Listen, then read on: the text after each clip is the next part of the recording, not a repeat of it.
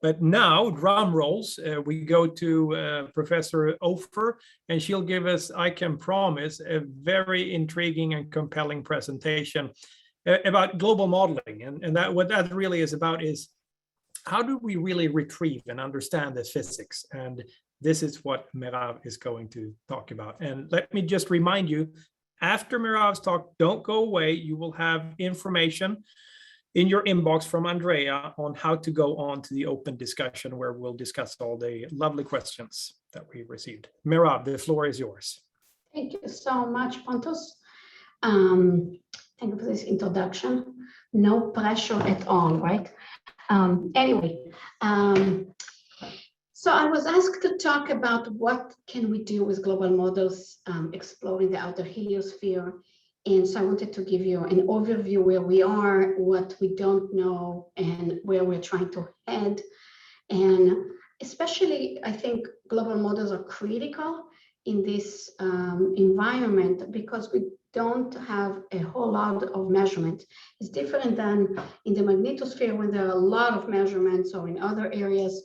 Outer heliosphere is a region star for measurements. This is why we do need an interstellar probe to come back and revisit that area. So a lot of inference of what's going on, the physical processes, has to be done with global models. And Andrea or whoever is driving, please, next slide.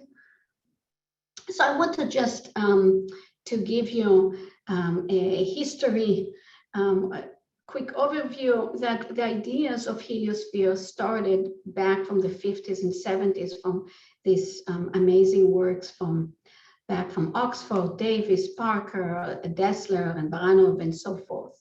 And a lot of this work are extremely creative and very inspiring for today's models, because when you're doing it with a pencil and pen and paper, trying to get an idea of how this vast region is, you need to isolate each factor, each physical phenomenon driving it, and you have to make simplifications. So I think a lot of this work, we have to go back and reread them and get a good handle of what they were doing, because there is a danger in global modeling community, and I will harp on that several times, of trying to put the whole kitchen sink in a model, and then you get, voila, this is the result I get, without really understanding what are the drivers behind your solution.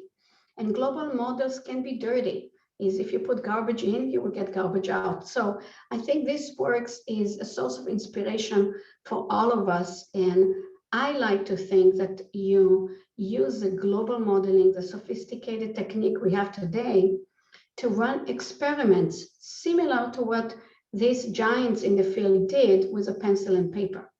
So when you're running a global model, and next slide, please, you have observational data for you to constrain your free parameters, and you need to reproduce them. So in the outer heliosphere, you all know that, but it's a placeholder just to remind me to mention all these amazing missions. We have the Voyager that was in situ. It's the only mission that crossed all the boundaries. And we have New Horizons in situ as well that won't probably cross beyond much longer than the termination shock, but we hope will cross the termination shock. And it's the only instrument, as Van Wagner was mentioning yesterday, that have a detector for the very critical component that we need, that are the pickup ions. To complement that, we have those are in situ, in point, very detailed, super rich information. I will come back. Why do we need an in situ? Why Interstellar Probe is invaluable to get us a good handle of the physical processes. But to complement that, those are in one single point in space, or in a Voyager 2 single points in space. But to see the global structure, what's going on, you need something like an energetic neutral atoms maps.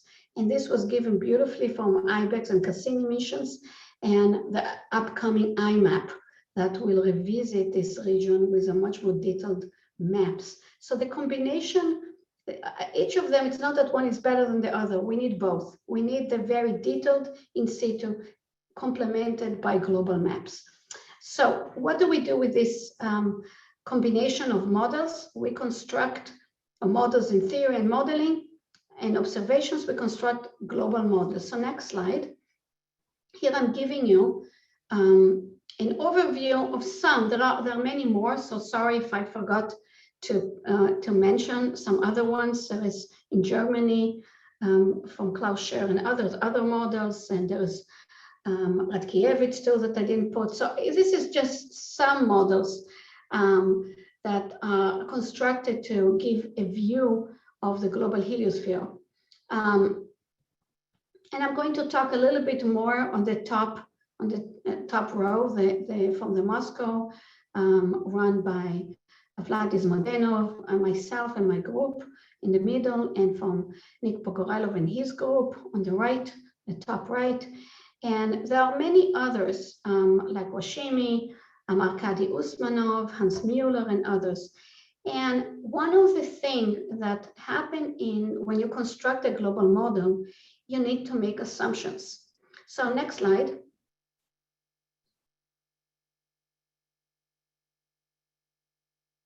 Next slide, please. Andrea. Anyway, I will continue. It appears to be frozen. Hang on one second. Okay. Okay, so while Andrea is clicking, okay, great, Andrea, thanks. So this is a slide to talk about some of the assumptions and the ingredients that goes into global models. And I realize, especially when I'm giving talks to people doing observations and data analysis, that this is a little bit like a black box from them. You see the result and you say, oh, models confirm the observational data or not, but it's hard to grasp what goes into constructing these models. So just to remind you how complex the system is hundreds or thousands of AU in size. This just in fluid. Of course, there are other effects, and I will talk a little bit more later on. There are potential, and we think there are critical kinetic effects, microphysical processes that happen on gyro radius of particles where fluid scale breaks down. And how you implement those kinetic microphysical processes in a global MHD is, I think, the next frontier for global models, and I will explain why. But just to mention, just staying in a fluid scale for now, just to grasp the main actors in this play, the main factors that are going to interact, you need to include solar magnetic field, you need to include interstellar magnetic field, I didn't even put in this list. You need to include the fact that the solar magnetic field change with solar cycle. This system is so vast that changes that happen, that if you calculate how long it takes for the solar wind to go from the sun and fill out this whole shape of the heliopause here, it takes several tens of AU. So something like 40 years for the solar wind to go from the sun and to fill up at least of 400 AU down the tail. So it's a couple of solar cycles that you need to capture accurately.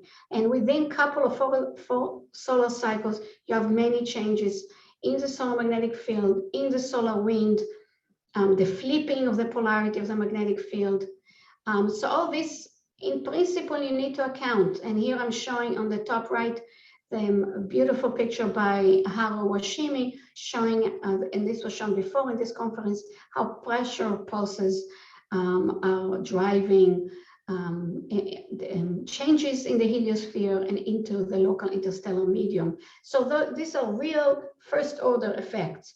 Of course, whatever you put to drive your boundary conditions of magnetic field is also critical. You also have to put what you're driving the outside. We have a good grasp on the neutral density of hydrogen, but this is being recently revisited. But we think we do have a good grasp. We think we do have a good grasp of the ionized matter in the solar system, the ISM. However, when you do these fluid descriptions, you're describing the ionized matter with one single temperature, one single density. This is how you do fluid description. So you are not capturing any superthermal component, and I will come back to it again. The modeling community is trying to capture it. And also you need to include cosmic rays, anomalous cosmic rays. They're all part of the superthermal component of the ionized matter that influence this whole structure. So these different models, this is, if you ask me a question, I can go about the difference between each models, but they have different numerical techniques and different assumptions. And not just in the numerical techniques, but assumptions on how to include all this shopping list. For my end, I am still at this stage in the model that I lead at BU with my students to try to understand the main drivers and try to simplify the problem so I understand what are the main physical phenomena driving these structures, rather than pulling everything I can and not being able to handle what are the phenomena at hand. Okay, so next slide. One thing we do know that neither of these models is able to explain key observations in the heliosphere. So this is exciting actually, because it tells us that we are missing some physics. And you can try to look at these models and try to ask which physics you're missing. And I will get back to it later in the talk. I think we are missing kinetic physics, not included in those fluid models. So one of the things we don't match is either the flows measured by Voyager 1 and Voyager 2, or measured by Voyager 2 rather, and inferred by Voyager 1, and neither self-consistently, neither in the width of the heliosphere that I will get in the next two slides. But one key message here, that when we are trying to compare with Voyager, we are comparing with a blind spot. Voyager didn't measure the energetic particles between keV to 30 keV. So we are inferring what those observations would be, but we don't have direct measurements in the helio sheets on the local ISM. And this is why we really do need to revisit this region with Interstellar Probe. Okay, next slide. Another key measurement, and this was mentioned in previous talks, that tells us that something's wrong in our global models is the anomalous cosmic rays. So those are particle measures. And again, to emphasize the importance of an in-situ probe like an interstellar probe, if we didn't have a Voyager, we would not have known that we are missing this acceleration of the anomalous cosmic rays at the termination shock. If we just had global ENA maps, we would not have known that. The same way that if we just had Voyager, we would not have known that we are missing issues on the global structure. So you need both. But this in situ measurement was critical because it showed us that something is amiss in the termination shock, the way we were thinking it's transmit energetic particles. And I can go on and on, but this has profound implications in astrophysics as well. Okay, next. We do see, and I will get back to it later on when I'm going to talk about this effort we're doing in SHIELD to try to understand that. There are proponents within this new center that I'm leading that think that the anomalous cosmic rays were accelerated at the shock, but in the flanks. And were just transported to Voyager 1. And as Voyager here in the bottom panel, you see the intensities. If you look at the red curve, the intensity of the anomalous cosmic rays kept rising and rising as the Voyager traversed the helioshift until it left the heliopause in end of 2012. So there are people that think that the fact that Voyagers didn't see the anomalous cosmic rays accelerated the termination shock is just because they were accelerated in the flanks. There are other people that think that they are accelerated in the helioshift. So this is, again, a profound question where energetic particles are accelerated. And if you accelerate them in the helioshift, it's changed completely the dynamics of the system. So I'll get to it, I'll get back to it in future slides. Next slide, Andrea. And finally, another observation, and then I'll go back to the global models, is the fact that neither of the global models, with or without time dependent, can explain self-consistently the width of the heliosheath. So it's not just that we're having this debate of what is the shape of the heliosphere, we're having a debate, what is the physics that drive the width of the heliosheath? The models, depending what you cook, what you put in the models, will predict a much thicker heliosheath than observations by almost a factor of 2. So you need something to extract energy from the heliosheath, and we are not sure which physics is missing. But the fluid codes are based on all the fluid equations that you know of conservation of fluid quantities. Energy is conserved. If you need to extract energy, you need to include physics beyond ideal MHD. And this is not in the current codes. So another thing that is not in the current codes is the fact that the ion distribution in the solar wind and in the interstellar medium is not a Maxwellian. This is a base of a fluid code. Next slide.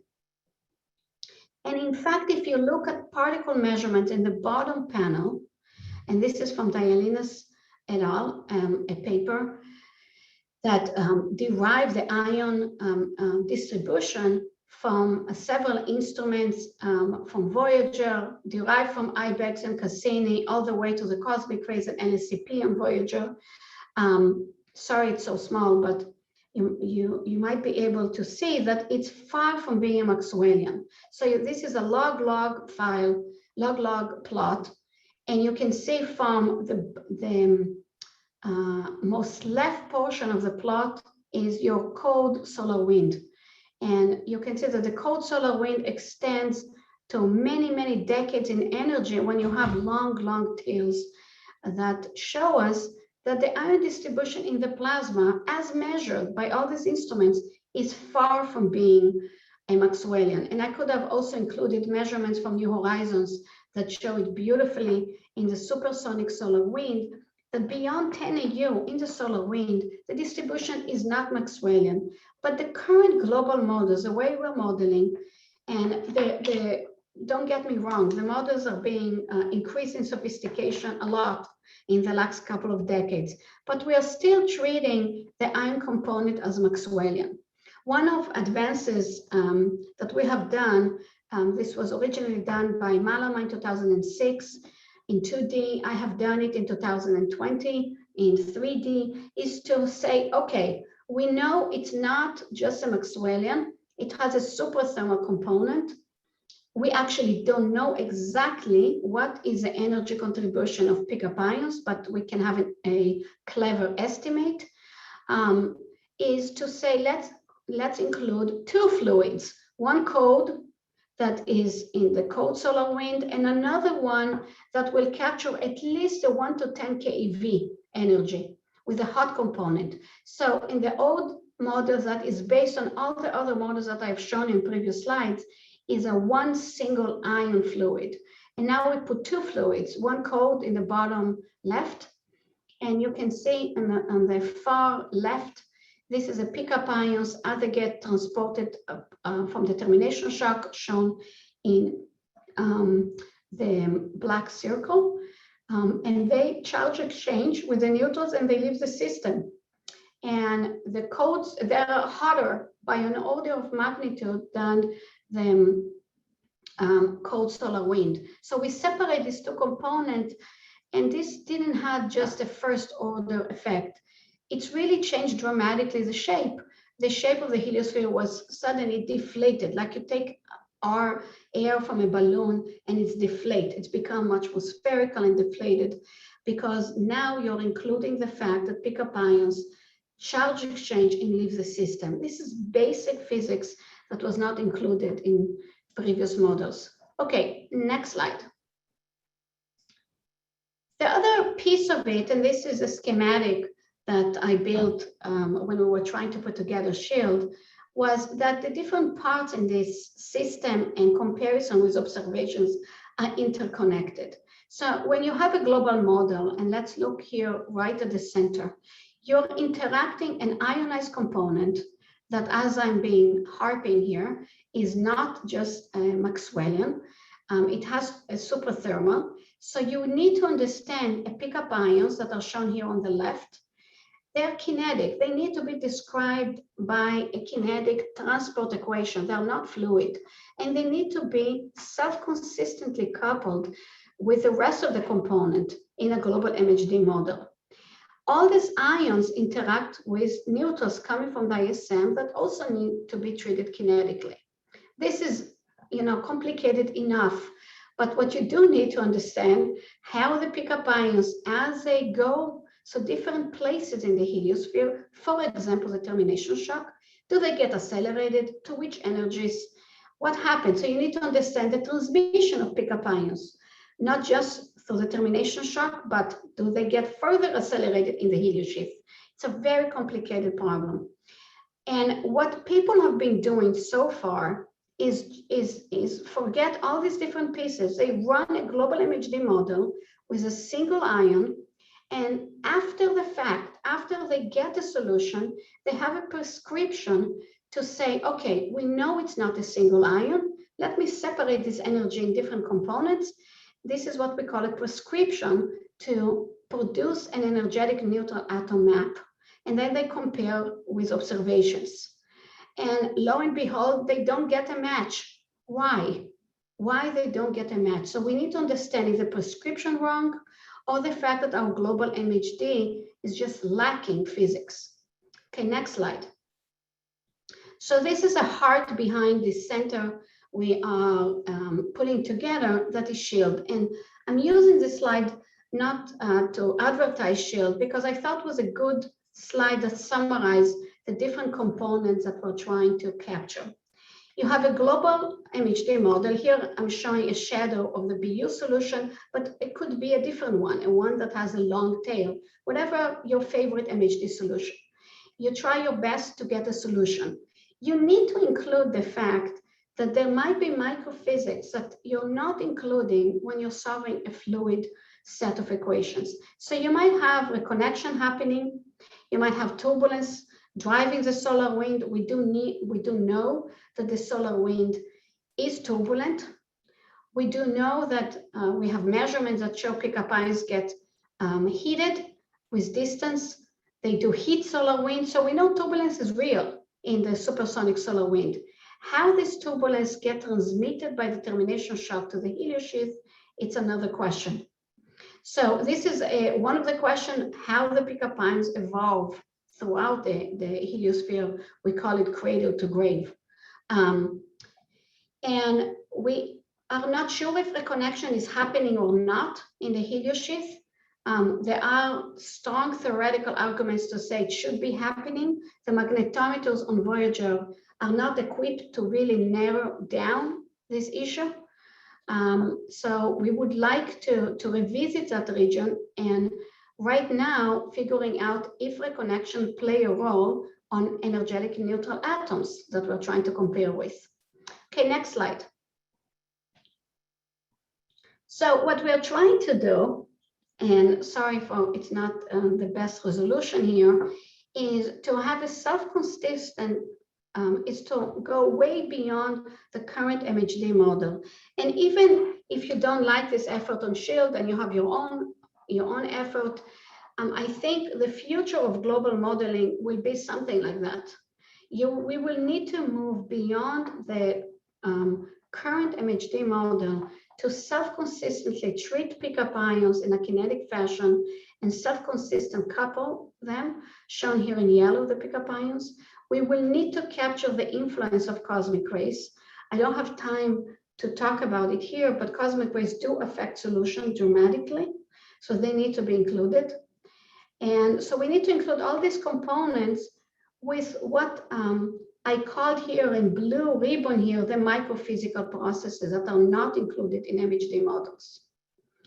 And finally, when you have a self-consistent model doing that, we are calling here the SHIELD model, you need to compare with all these observations that exist, both on Voyager, IBEX, Cassini, and future in New Horizons and future IMAP.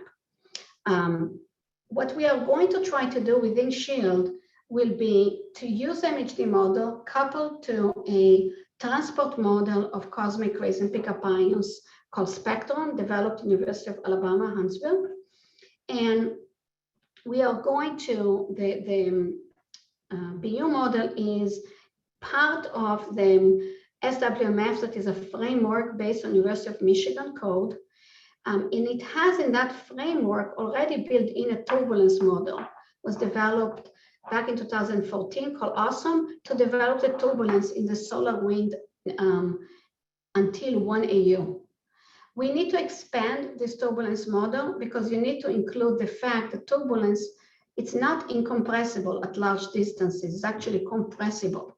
So there are a lot of challenges. You need to extend this model to include compressible turbulence. And of course, we will have inputs from what we're learning from Solar Probe and from what New Horizons is telling us. But we will need to expand this model to drive our inner solar wind. So this is a modeling piece that we need to be leaps and bounds developed more than where we are now. Next slide, please. I would like to remind you of the time. You got now 3 more minutes. Okie dokie. Okay, I'm almost done. Okay, one more slide. So let me just touch now really quick on some of the puzzles we're trying to narrow. Go one slide back, Andrea. Yeah, so as was mentioned many times, there is this controversial what the shape of the heliosphere is. We are again trying to isolate each factor to figure out the driver of this shape. Next slide. One, I think, was a key discovery that I'm very excited. We found recently that the turbulence we've been seeing, those jets, is not kink as we thought, but it's actually a new regime of Rayleigh-Taylor instability that start near the axis of the jets.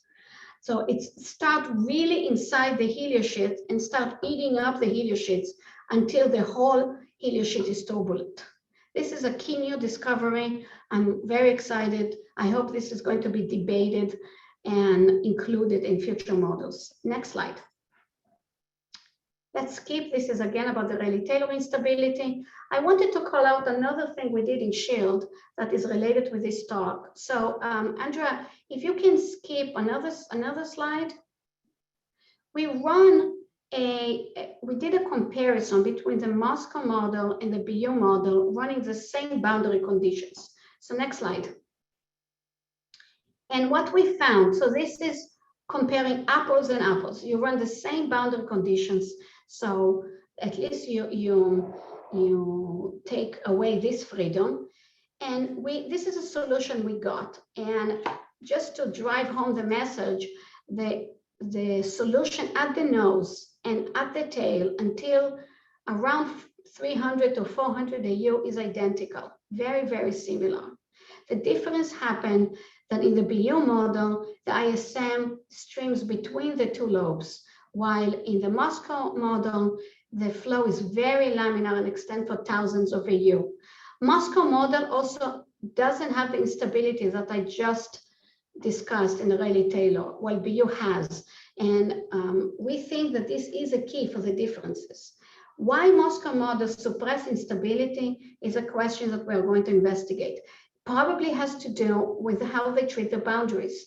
They try to capture completely ideal MHD solution that suppress communication of flows between inside and outside. We don't do that. So this probably is driving our flow inside to allow instabilities while they force the flow to be laminar. Okay, Andrea, jump one more. One more, yes. Okay, so 2 more slides, Pontos, and I'm done. But one of the things that we did find that was, again, trying to isolate the basic drivers of the heliosphere, we do found that the solar magnetic field, even though that is not dynamically important, or we didn't think was important because the pressure is much lower than the thermal pressure, is key on defining the structure of the heliosheath flows. The heliosheath flows are confined by the magnetic field shown here in black in 2 jet likes. The 2 jets are embedded in a long tail in the Moscow model, while in the BU are separated by the ISMs that flow in between. And next slide, and I'm done. The interesting thing that when you compare the ENA models that come out of these models, they're identical, very similar, but they're off from observations. So this is a challenge for future models, including SHIELD, to try to explain the difference, why models are off by a factor of 2 from the ENA. And next slide, but I can stop and take questions. We extended it to high energies, and there is discrepancy that is energy dependent with observed ENAs. So I hope I gave you the taste of where we are in global models and more challenges to come. Thank you, Pontus. Thank you, Merav, so much. I mean, even if you're only 2 minutes over time, so I'm not going to be just 2 minutes, nothing. Yes. No, but really, I really enjoyed this, as you know. I mean, this was really the sort of culmination of a perfect culmination of this of today's talks of measurements and wrapping everything up in terms of what's really the science and the physics that we want to pull out here. So now I think what we want to do is to take a 10-minute break, well, 8-minute break until 2:10. And Andrea, you have already sent that information on how to reach the open discussion, correct? I have, and I'm reposting it in the chat as we speak. Okay, so let's stretch our legs, and then we will see you in the other room, and we will bring over your questions there, and we will have a good stimulating discussion hour. Thank you.